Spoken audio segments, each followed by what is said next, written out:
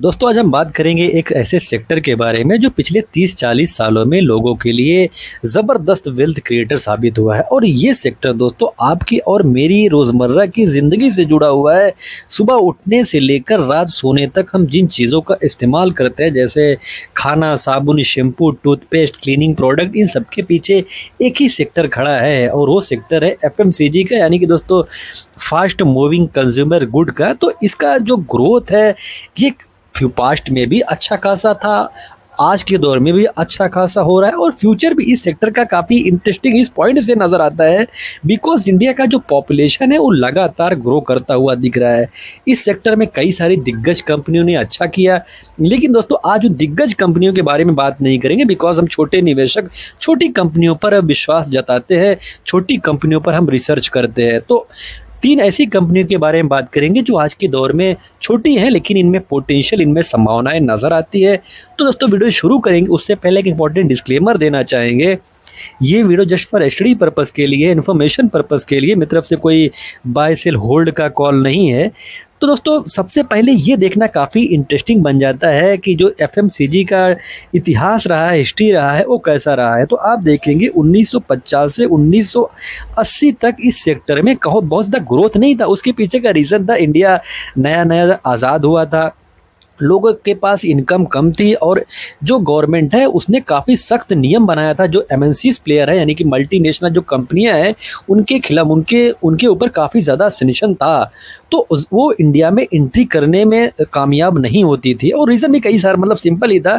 But उसके बाद आप देखेंगे तो 1991 के बाद काफ़ी सारा चेंजिंग होता हुआ नज़र आया। जो एमएनसीज थी उनका कदम इंडिया में पड़ा, ब्रांडेड जो ब्रांड है उन मतलब वहाँ पर भी काफ़ी ग्रोथ देखने को मिला, लोगों का इनकम बढ़ा, शहरीकरण बढ़ा, गांव में भी देखेंगे तो ग्रोथ देखने को मिली और कई सारे रीज़न थे जो अलाइन होते हुए नज़र आए। और उसमें देखेंगे तो हिंदुस्तान यूनिलीवर्स ने घर घर तक पहुंचकर अपना स्थान बनाया। तो दोस्तों इस सेक्टर का इतिहास काफ़ी शानदार रहा है और आज के दौर में भी देखेंगे तो कई सारे चेंजिंग होते हुए नज़र आ रहे हैं।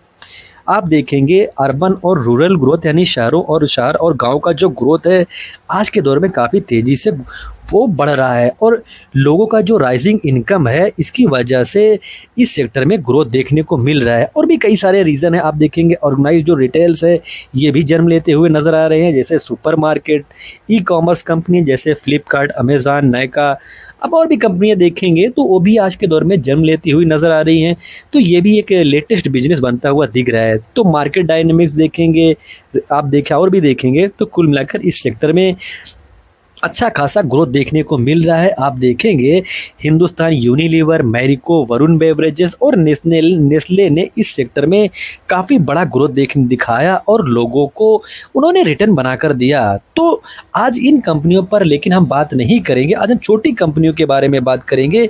उससे पहले ये देखेंगे कि किस कंपनी ने सबसे ज़्यादा रिटर्न बनाया है। तो आप देखेंगे तो मैरिको ने आउट परफॉर्म लॉन्ग टर्म में किया है, लेकिन 5 सालों में देखेंगे तो पिछले 5 सालों में वरुण बेवरेजेस ने सबको हैरान किया है बिकॉज कि कोई भी एफएमसीजी सेक्टर की कंपनी अगर 5 सालों में टॉप से करेक्शन होने के बाद 450% के आसपास का रिटर्न दिखाए तो अच्छा खासा माना जाता है। लेकिन आज के दौर में देखेंगे तो पिछले 1 सालों में सबसे ज़्यादा करेक्शन किस सेक्टर में हुआ है, किस कंपनी में हुआ है, तो वो भी वरुण बेवरेजेस है। उसके पीछे का रीज़न दोस्तों सिंपल है बिकॉज काफ़ी ज़्यादा भागी हुई वीबीएल थी। जो भी कोई भी कंपनी अगर भागती है तो वहाँ पर प्रॉफिट बुकिंग होता है, तो वैसे में वीबीएल में भी प्रॉफिट बुकिंग हुआ है। तो कहने का मतलब ये है कि ये जो सेक्टर है ये स्लो हो सकता है लेकिन लॉन्ग टर्म में इस सेक्टर में काफ़ी अच्छा खासा ग्रोथ देखने को मिलता है। तो तीनों कंपनियों के बारे में आज डिस्कस करेंगे, लेकिन सबसे पहली कंपनी को देखेंगे तो इसका मार्केट कैप काफ़ी छोटा है। कंपनी ने टॉप कितने का बनाया तो 1525 का कंपनी ने टॉप बनाकर वहाँ से फिसलती हुई 1215 पर आई है। 962 इस कंपनी का लो है और पी देखेंगे तो 28 के आसपास का पी ये बताता है कि कंपनी एक रीजनेबल प्राइस पर तो दिख रही है। तो आपको इस कंपनी पर रिसर्च करना होगा। प्रमोटर के पास 58% के आसपास का शेयर है, जहां पर एफआईज की तरफ से बिकवाली होती हुई नजर आई। जो एफआईज है वो तो उनका तो मूड ही खराब है, तो वो तो बिकवाली करते हुए ही नजर आ रहे हैं, लेकिन डीआईज ने इस कंपनी में अपना पोजीशन बढ़ाया है, ये अच्छी बात है। पब्लिक के पास देखेंगे तो पब्लिक के पास थोड़ा सा हिस्सेदारी घटा है।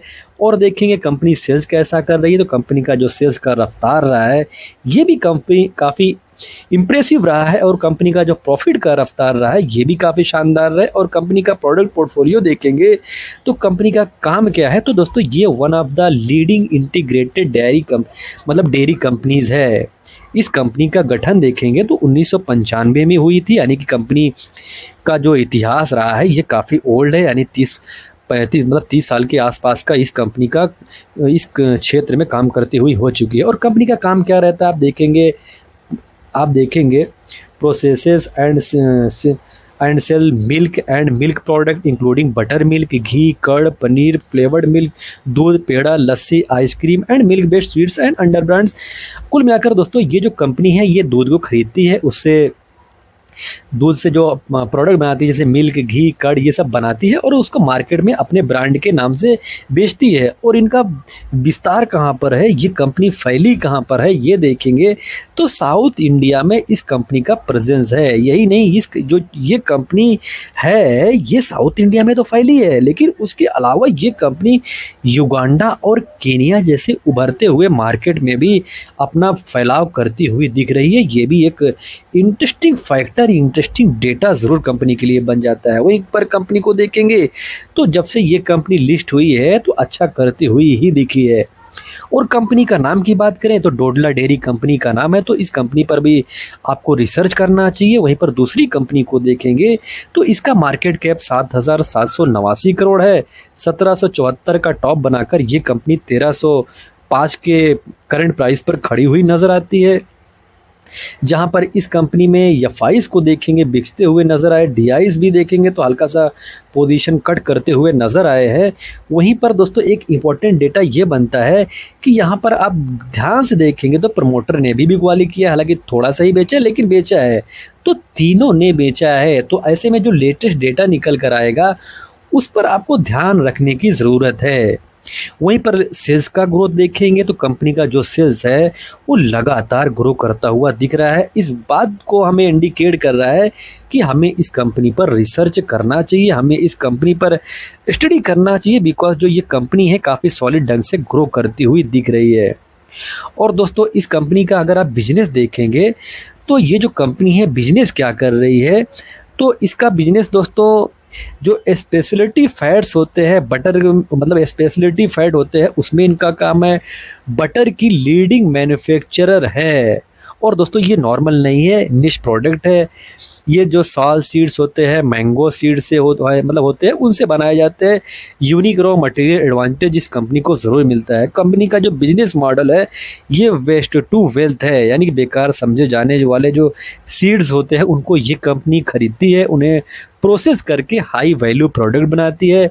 स्मार्ट बिजनेस मॉडल है, तो आपको इस कंपनी पर भी रिसर्च ज़रूर करना चाहिए। वहीं पर जब से ये लिस्ट हुई है, यानी कि 2022-23 की लिस्टिंग है, तब से ये कंपनी अच्छा करती हुई ही नज़र आई है। जबकि मार्केट में प्रेशर बना हुआ है, उसके बावजूद दोस्तों ये कंपनी अच्छा कर रही है, तो आपको इस कंपनी पर भी रिसर्च करना चाहिए। इस कंपनी पर आपको स्टडी ज़रूर करना चाहिए, बिकॉज इनका जो बिजनेस का मॉडल है वो काफ़ी यूनिक टाइप का है। और कंपनी का नाम देखेंगे तो मनोरमा इंडस्ट्रीज कंपनी का नाम है। वहीं पर तीसरी कंपनी को देखेंगे तो इसका भी जो बिजनेस है ये काफ़ी सॉलिड है। मार्केट कैप देखेंगे तो इसका भी 7,000 करोड़ के आसपास का मार्केट कैप है। आप देखेंगे 355 का टॉप बनाकर 231 पर खड़ी हुई नज़र आती है, 224 लो है, 52 के पी पर है। यानी कि दोस्तों कुल मिलाकर जो ये कंपनी है ये अपने 52 वीक लो के आसपास खड़ी हुई नज़र आती है। और दोस्तों इस कंपनी का अगर आप देखेंगे प्रमोटर के पास पोजीशन कितना है, तो प्रमोटर के पास 49% के आसपास का हिस्सा है। वहीं पर एफआईज के पास आप देखोगे तो 14% के आसपास का हिस्सा है, जहां पर एफआईज बिकवाली करते हुए नजर आए। और वहां पर देखेंगे तो डीआईज ने अपना पोजीशन बढ़ाया।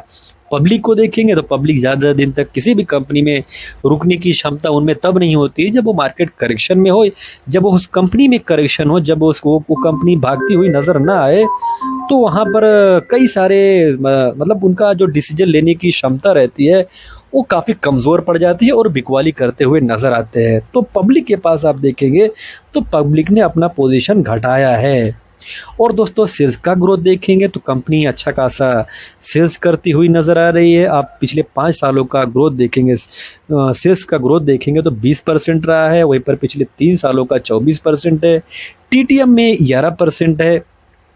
आप देखेंगे प्रॉफिट का ग्रोथ, तो कंपनी का जो प्रॉफिट का रफ्तार रहा है तो ये भी काफ़ी शानदार ही रहा है। और दोस्तों कंपनी का कारोबार क्या है, तो कंपनी का कारोबार काफ़ी इंटरेस्टिंग इस पॉइंट से बन जाता है बिकॉज जो ये बिस्किट होता है, आप बोनबॉन बिस्किट खाए होगे आप, तो उसमें ये उनका ही प्रोडक्ट है, यानी कि ये उनका ही एक ब्रांड है।